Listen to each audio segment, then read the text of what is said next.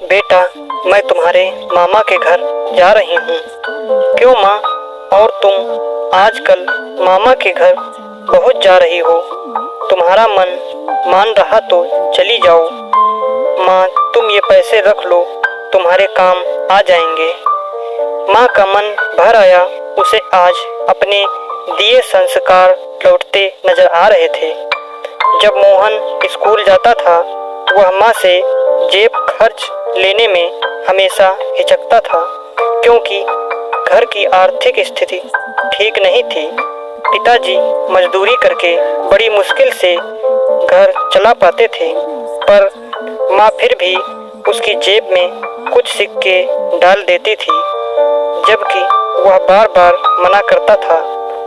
पिताजी माँ को हमेशा कहते थे, तुम इसे बिगाड़ कर ही मानोगी, पर माँ हमेशा हंसकर टाल जाती थी। पत्नी का स्वभाव भी उसकी माँ की तरफ कुछ खास अच्छा नहीं था। वह रोज कहा सुनी करती थी। उसे ये बड़ों से टोका टाकी पसंद नहीं थी। बच्चे भी दादी के कमरे में नहीं जाते। मुझे भी देर से आने के कारण बात करने का समय नहीं मिलता। एक दिन माँ का पीछा किया।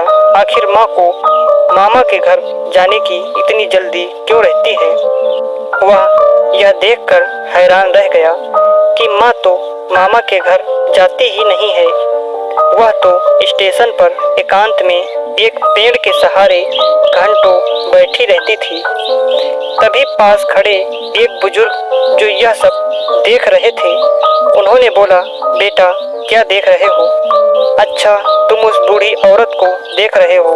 वो यहाँ अक्सर आती है और घंटों पेड़ तले बैठकर सांझ ढले अपने घर लौट जाती है। अच्छे घर की लगती है बेटा। ऐसी एक नहीं, अनेकों बुजुर्ग माएँ, बुजुर्ग पिता तुम्हें यहाँ आसपास मिल जाएंगे। जी, मगर क्यों?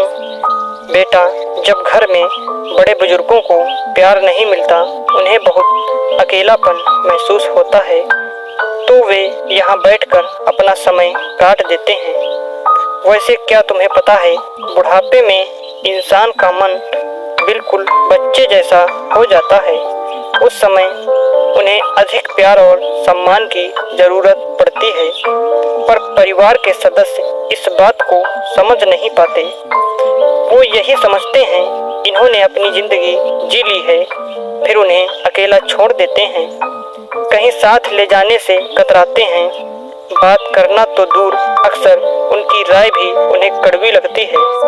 जबकि वह बुजुर्ग तो अपने बच्चों को अपने अनुभवों से आने वाले संकटों और परेशानियों से बचाने के लिए सलाह देते हैं। घर लौटकर किसी से कुछ नहीं कहा।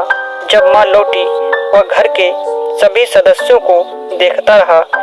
किसी को भी माँ की चिंता नहीं थी। माँ से कोई बातचीत नहीं करता, कोई हंसता खेलता नहीं था, जैसे माँ घर में हो ही नहीं। ऐसे परिवार में पत्नी, बच्चे सभी माँ को इग्नोर करते हुए दिखे। सबको राह दिखाने के लिए आखिर उसने भी अपनी पत्नी और बच्चों से बोलना बंद कर दिया। वो काम पर जाता और वापस आता, किसी से कोई बातचीत नहीं। बच्चे पत्नी बोलने की कोशिश भी करते तो वह भी इग्नोर कर काम में डूबे रहने का नाटक करता। 3 दिन में सभी परेशान हो उठे। पत्नी, बच्चे इस उदासी का कारण जानना चाहते थे। मोहन ने अपने परिवार को अपने पास बिठाया। उन्होंने उन्हें प्यार से समझाया कि मैंने तुमसे 4 दिन बात नहीं की तो तुम कितने परेशान हो गए। अब सोचो, तुम माँ के साथ ऐसा व्यवहार करके उन्हें कितना दुख दे रहे हो। फिर माँ के अकेले स्टेशन जाकर घंटों बैठकर रोने की बात छुपा गया। सभी को अपने बुरे व्यवहार का खेद था। उस दिन जैसे ही माँ शाम को घर लौटी, सभी बच्चे उनसे चिपट गए। दादी, आज हम आपके पास बैठेंगे, कोई किस्सा कहानी सुनाओ ना। माँ की आंखें भीग गईं। वो बच्चों को लिपटकर उन्हें प्यार करने लगी और फिर जो किस्से कहानियों का दौर शुरू हुआ वो घंटों चला। इस बीच मोहन की पत्नी उनके लिए फल तो कभी चाय नमकीन लेकर आती।